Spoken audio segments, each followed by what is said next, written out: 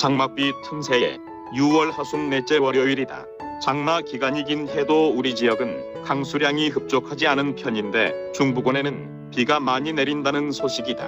날씨가 무덥고 비가 오면 야외 활동에 지장을 받게 마련이지만 집안에만 지낼 수 없어 이른 아침 길을 나섰다. 일기예보에 우리 지역은 점심 나절부터 적은 양이나마 강수가 예보되어 비가 오기 전 집으로 복귀가 가능하도록 동선을 짧게 잡았다. 이번에는 외감 들녘 밭둑에 자라는 돌나무를 거둘 참이다. 외감 마을은 천주산 꼭 뒤에서 발원한 8,000계곡의 신천이 동네 앞으로 흘러 색강을 이루어 낙동강으로 합류한다. 거기는 공장이나 축사가 없는 청정지역이라 들녘에 자라는 돌나물이 깨끗하기는 말할 나위가 없다. 나는 일전에 여산농장 밭둑에 돌나물을 걷어와 우리 집에서는 물김치를 담아 여름철 계절 별미로 잘 먹고 있다. 날이 밝아오는 이른 아침에 집 앞에서 105번 시내버스를 타고 동정동으로 나가 북면으로 가는 농어촌 버스로 갈아탔다. 천주 안에서 굴령고개를 넘어간 외가마을 입구에서 내렸다. 나는 한 달 전에도 그곳으로 나가 들녘에 자생하는 돌나무를 걷어와 같은 아파트 단지 사는 밀양대감 씨 할머니께 보낸 적 있다.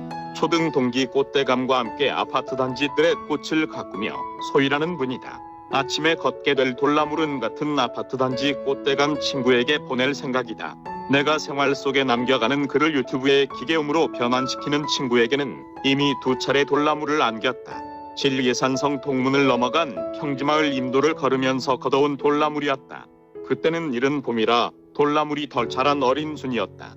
이후 지난달 꽃대감과 함께 광쇠농장 밭둑으로 가서 돌나물을 걷어왔다.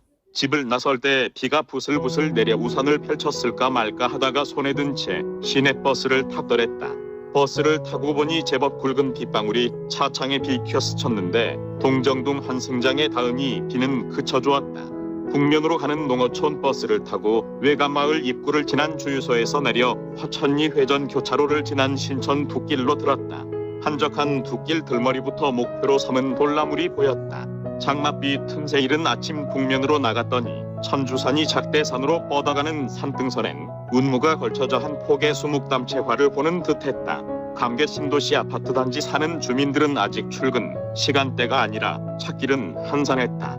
화천리 회전 교차로에서 지하 통로를 빠져나간 신천 바닥은 건천이라 흐르는 냇물이 보이질 않았지만 두 개는 비를 한 초롬이 맞은 돌나물이 생기를 띠고 자랐다. 아까 시내버스로 이동 중에는 비가 왔었지만 이제 그쳐서 우산을 받쳤을 일도 없이 허리를 굽혀 조아려 돌나물을 걷어모았다. 돌나물 사이에 건물이나 자풀이 섞이지 않아 손으로 잎줄기 마디를 잘라 끊기만 하면 되었다. 비가 오지 않고 가뭄이 심할 때는 벼 바른 자리에 자라는 돌나물은 잎줄기가 억세어지는데 장맛비를 맞았으니 보드랍기까지 해 산거리로 삼기에 아주 좋았다. 천변 냇가에 자생하는 돌나무를 걷는 데는 많은 시간이 걸리지도 않아 20-30분 사이 비닐봉지에 알맞게 채워졌다. 내가 그 돌나무를 걷지 않았다면 쇠어서 못 먹게 되었을 뿐더러 나중 한여름이면 다른 자풀에 섞여 사그라져 존재 의미조차 없을 테다. 나는 이른 아침 맑은 공기를 쐬는 산책을 나서 청정지역 들나물까지 채집했으니 도랑치고 가재 잡은 격이니 일석이조가 아닌가. 돌나물이 담긴 봉지를 손에 들고 천변을 따라 외감마을 앞으로 가니 비가 부슬부슬 내려 우산을 펼쳤었다. 마을 앞 정류소에서 시내로 들어가는 버스를 기다리면서 같은 아파트 단지 사는 꽃대감 친구에게 외감 신천 천변 사진을 카톡으로 보내면서 그대 차지가 될 돌나물이라고 했더니 부지런도 하셔라는 회신이 왔다. 시내로 가는 버스를 탔더니 등교하는 학생들과 섞여 집으로 왔다. 22년 6월 27일